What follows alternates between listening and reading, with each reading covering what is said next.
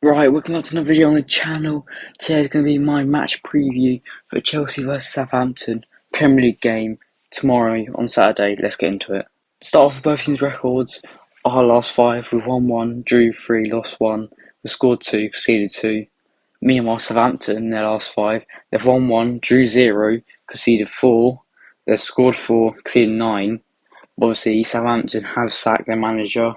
Nathan Jones is now gone, and Ruben Sellés has came in as interim manager, meaning they could have that new manager bounce.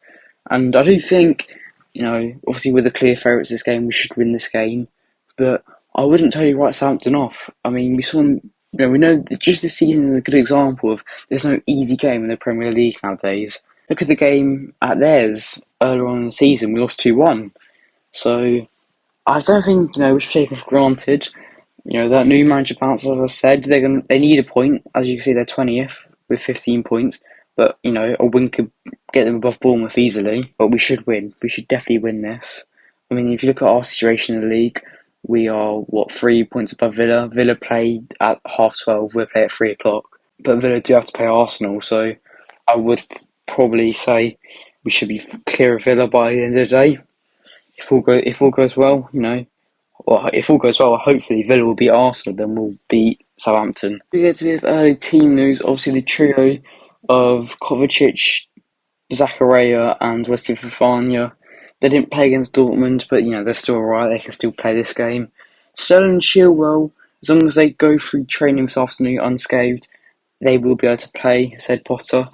So that's good. That's a big positive. So here's the team I expect. That's the team I would play. First manager, obviously Kepa in goal. James, Silva, Badiashile, Chilwell, back four. I don't think need to explain much on that. Obviously James is an obvious. Silva, great. Badiashile, obviously Koulibaly did play well against Dortmund the other night, but I would still go Badiashile. I think he's looked good so far. Chilwell, once again, I think he's better than Cucurella. The two in front defence, Enzo Fernandez, he's a given in there. He's been fantastic so far, I think. The other one, obviously, you could go Kovacic, you could go Zakaria, could go Chukwuemeka, could go Gallagher. I'm going to put Loftus-Cheek in again. Obviously, he's played the last two games. He looked alright. I think, he's coming back from injury though. He's got to give him a bit of time. So I would start Loftus-Cheek. Then also I put Joao Felix at cam. Out the wings, right wing, I put Madueke. Obviously, he's not in the Champions League squad. Couldn't play against Dortmund. But, his last few games, he's looked good.